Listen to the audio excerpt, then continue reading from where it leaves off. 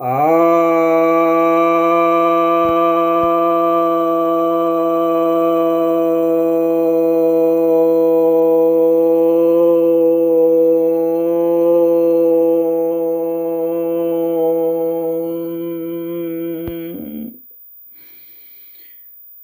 भक्तजनों को सप्रेम नमन। भक्तों, आज मैं आपको महात्मा बुद्ध का सनातन धर्म से जो संबंध है उस विषय पर आगे बताने जा रहा हूँ। पहले भी कई वीडियो इस पर बना चुका हूँ। जैसा कि मैं पहले से कहते आ रहा हूँ कि वामपंथी इतिहासकारों ने और बहुत सारे विदेशी इतिहासकारों ने जो सनातन धर्म से विद्वेष रखते हैं और बुद्ध को भी नीचा दिखाना चाहते हैं, उन लोगों ने भगवान बुद्ध को कह दिया कि ये नास्तिक हैं, ये सनातन धर्म के विरोधी हैं, वेद विरोधी हैं, ब्राह्मण विरोधी हैं, आदि आदि। आत्मा को नहीं मानते हैं, ईश्वर को नहीं मानते हैं, ये अवतार नहीं हैं, आदि आदि। तो मैंने कई वीडियो में आपको सिद्ध करके दिखाया कि कैसे बुद्ध वेद को मानते थे, वेद के मर्मज्ञ थे, और किस तरह से वे इंद्र की भी बात करते थे, ब्रह्मा की भी उन्होंने बात की है, काफ़ी सम्मानपूर्वक बात की है, देवलोक की बात की है, स्वर्गलोक की बात की है, आर्य से संबंधित उन्होंने क्या कहा है, आर्य शब्द से संबंधित वह आपको बताया। पुनर्जन्म के विषय पर विश्वास करते थे, वह बताया। जाहिर सी बात है कि ये सब बातें नास्तिक नहीं करते हैं और सनातन धर्म के विरोधी ये सब नहीं करते हैं। वे यज्ञ से अपना संबंध कैसे बताते हैं। बुद्ध ने यज्ञ का भी समर्थन किया है, गोरक्षा का भी समर्थन किया है। और आज मैं जो आपको बताने जा रहा हूं वह बुद्ध और यमराज का क्या संबंध है, बुद्ध ने यमराज के विषय में क्या कहा है, बौद्ध ग्रंथों ने क्या कहा है, उस विषय पर चर्चा करेंगे।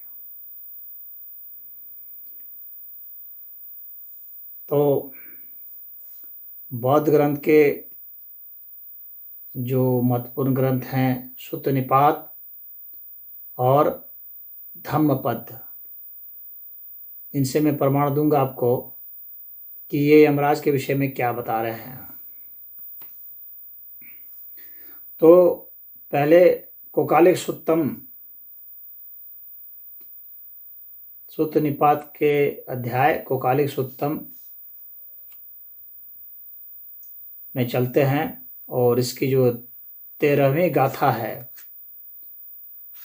इस पे देखते हैं कि इसमें क्या कहा गया है। इसमें कहा जा रहा है, जालेन च ओनहियाना तत्थ हनन्ति अयोमय कुटेहि अंधवम तिमिस मायन्ति तम विततम ही यथा मही कायो।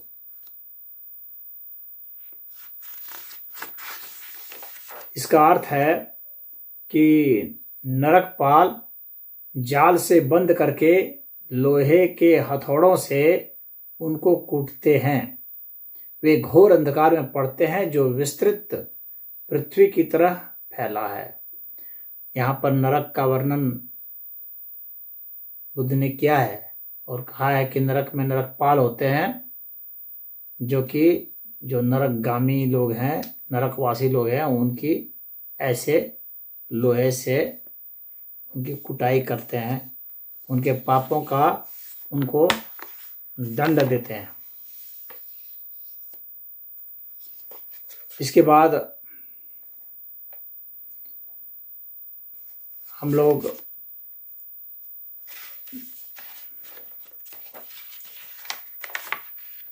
आते हैं नंदमाण पपुच्छा। इस पर आते हैं, ये जो परायण वर्गों का है। और उसके बाद ये जो है परायण वर्गों में मोघराज माण व पुच्छा पर आ जाते हैं। परायण वर्गों का मोघराज वाण व पुच्छा। तो इस अध्याय में कि जो चौथी गाथा है यह क्या कहती है? सुयतो लोकम अवेक्षसु मोघराज सदा सतो हतानुदिष्ठि उहच्च एवं मच्युतरोषिया एवं लोकम अवेक्षन्तम मच्यु राजा न पश्यतिम।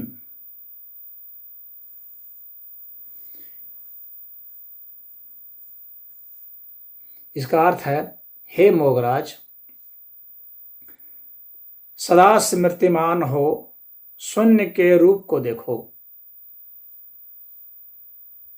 मोगराज को भगवान बुद्ध बता रहे हैं, इस प्रकार आत्मदृष्टि का नाश कर मृत्यु को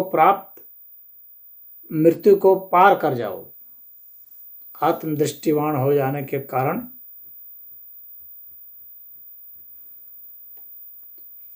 मृत्यु को पार कर जाओगे।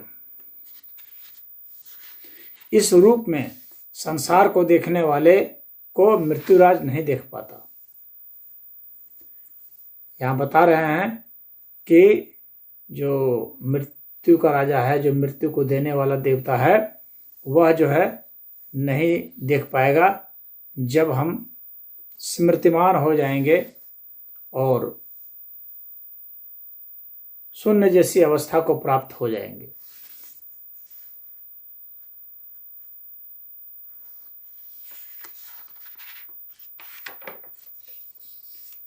अब इसके बाद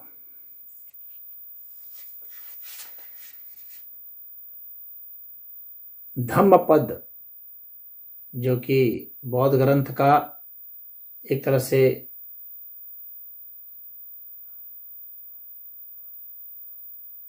गीता है ये, तो उसका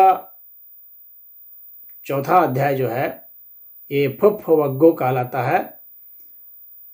और इस फुफ्फवग्गो का यह पहली गाथा है। इसमें कहा जा रहा है, और धम्मपद की यह कुल 44वीं गाथा है। इसमें कहा जा रहा है, को इमं पठवी विजयशक्ति यम लोकंच इमं सदैवकम को धम्मपदम सुदेशितम कुशलो फुफ्फमेव पच्चेसति।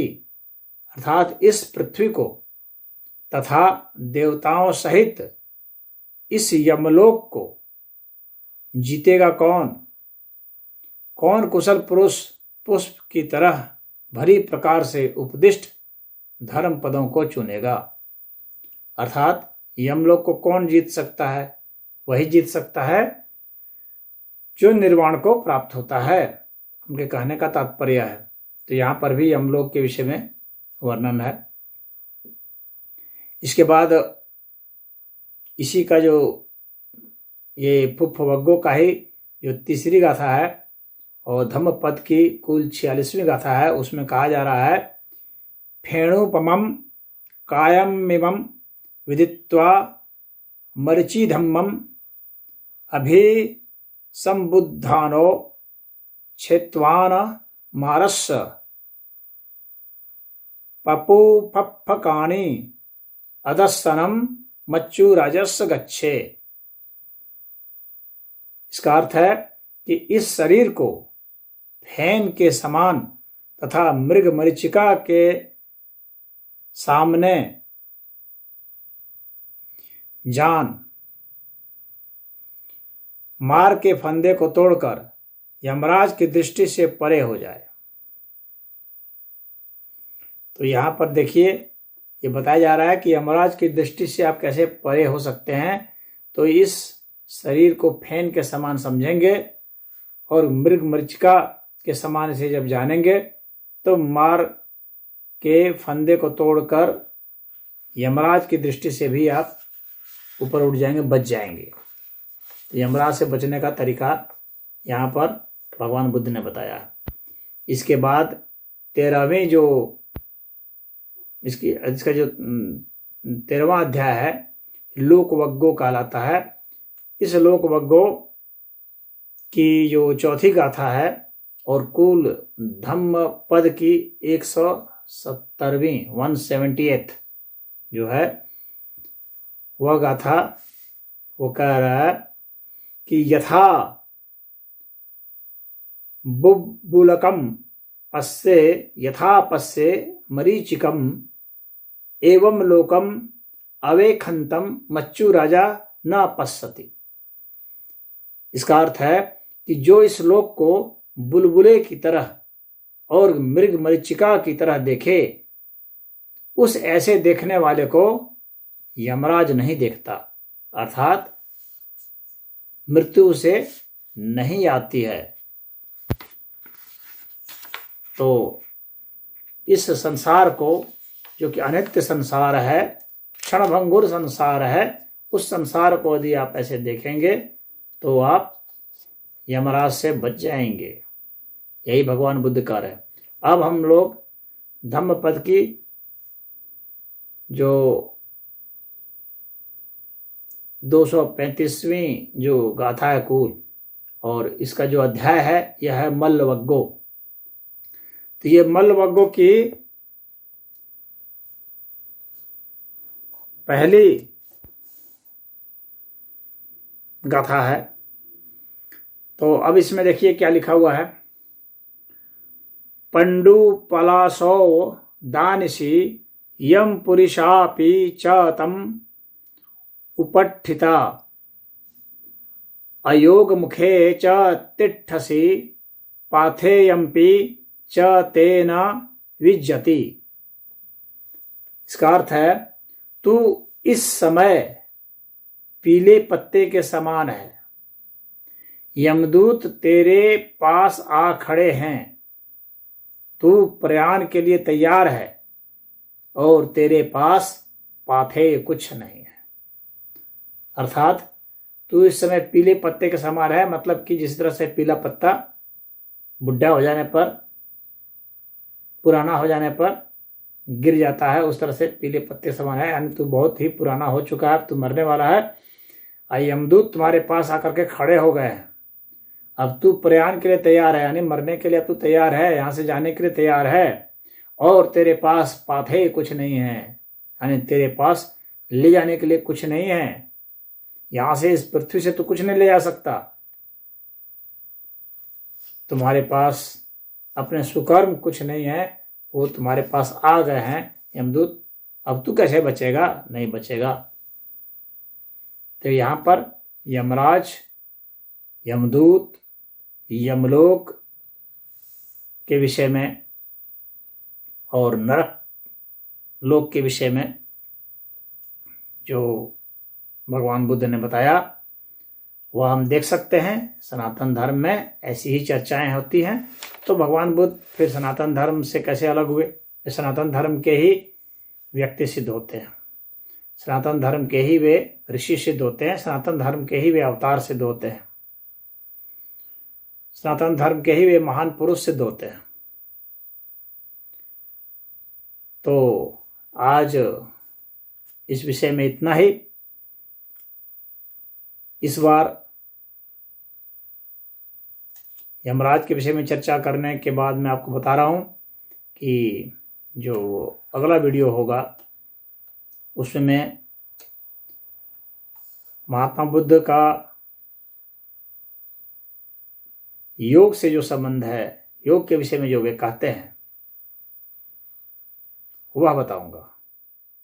ओम